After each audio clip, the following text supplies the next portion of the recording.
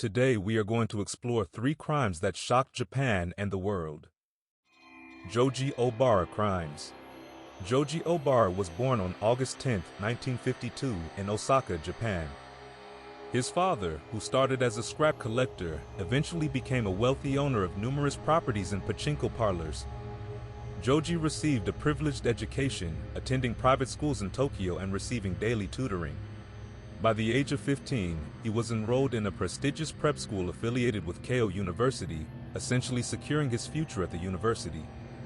2 years later, after his father passed away, Obara inherited properties in both Osaka and Tokyo.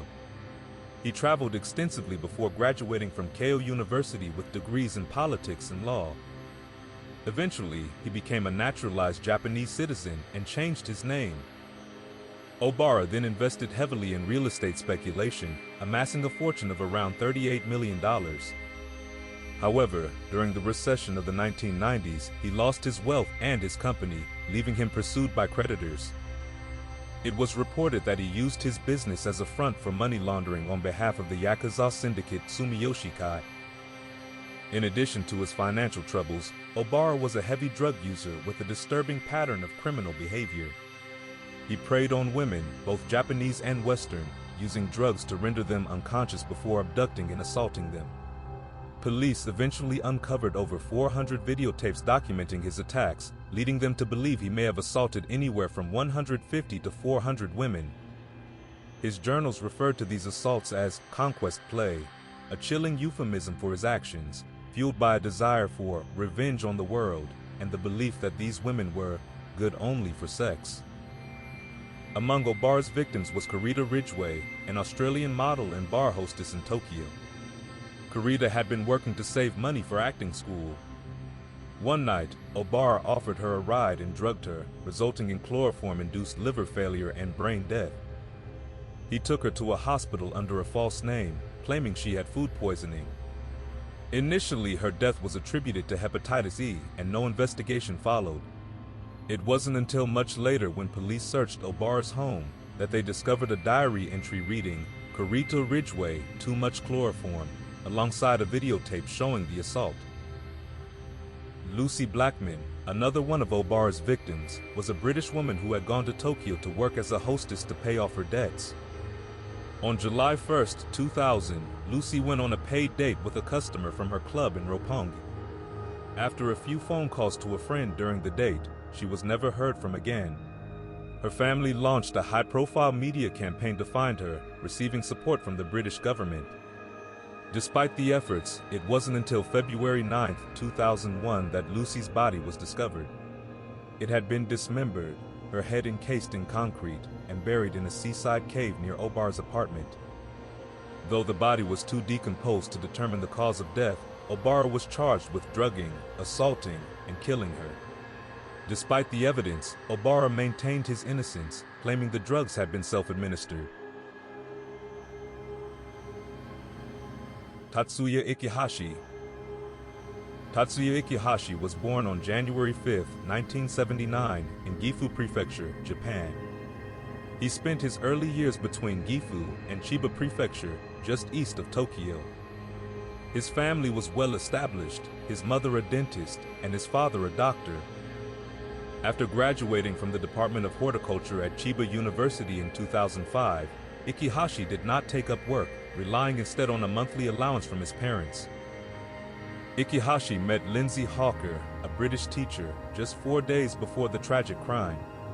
The encounter began after a train ride when Ichihashi approached Lindsay, claiming she had been his English teacher, asking her to confirm it.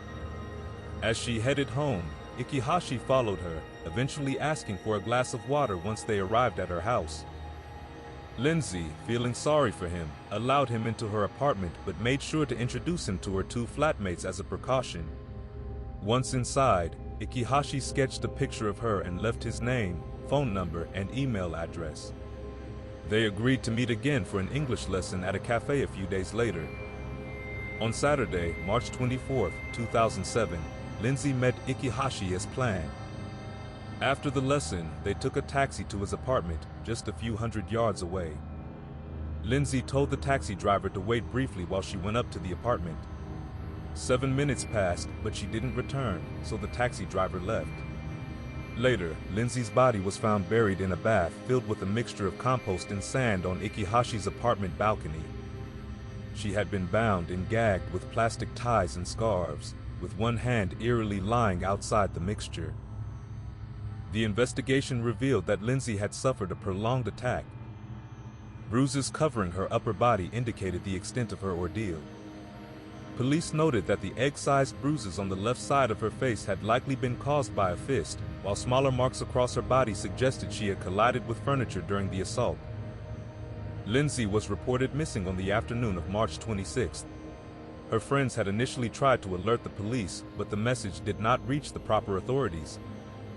By 5:40 p.m., 2 officers were dispatched to Ichihashi's apartment, but without cause to knock, they hesitated. They noticed movement inside, despite the lights being off.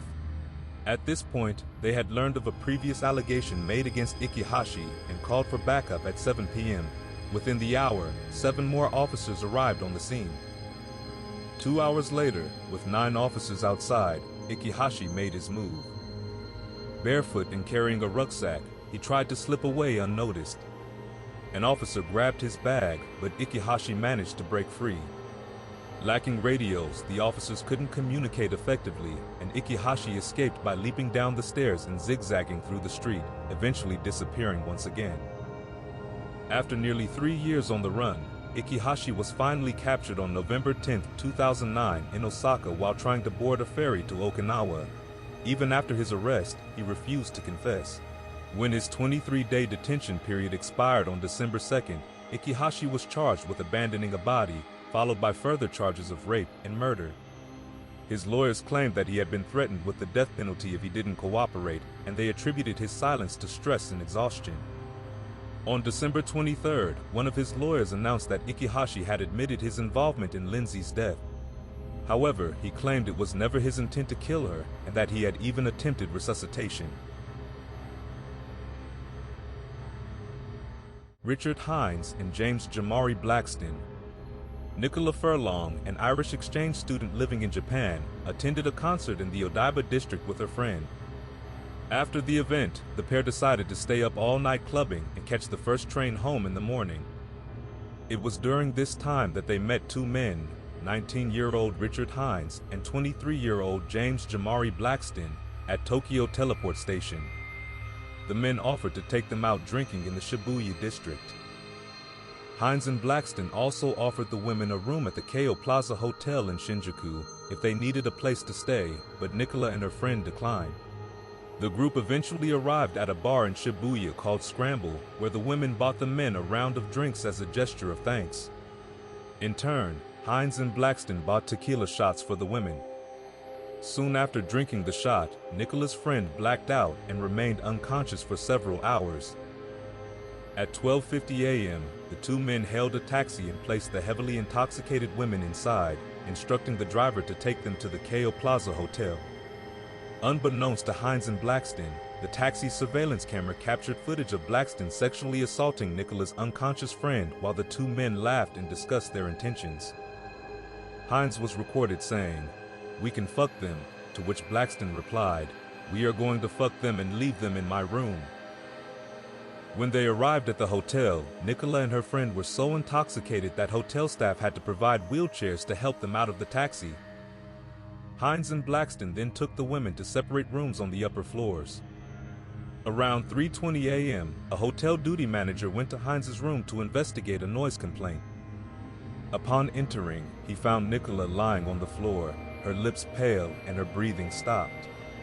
He attempted emergency resuscitation, but by 3:55 a.m., Nicola was pronounced dead at Tokyo Medical University Hospital.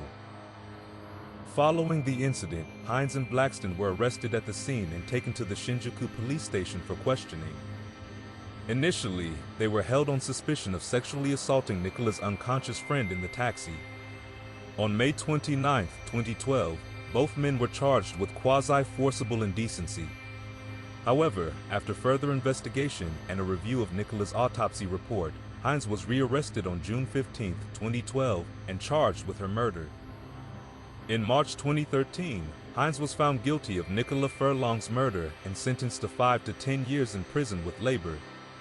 Presiding Judge Masaharu Ashizawa dismissed Hinds' claim of accidental death, stating that it took several minutes for Nicola to die from strangulation, clearly indicating murderous intent. The judge also condemned Hinds for showing no remorse and dishonoring Nicola in an attempt to evade conviction. The court concluded that Hinds had taken an incapacitated Nicola to his room with the intent to rape her, and when she regained consciousness and fought back, he strangled her with a towel or his tank top. In a separate trial, James Blackton was found guilty of sexually assaulting Nicola's friend and another woman from Brazil. He was sentenced to 3 years in prison with labor.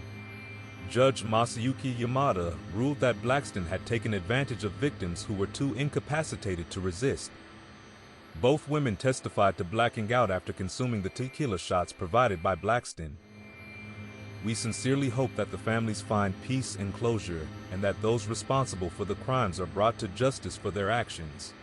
Thank you for watching and be safe.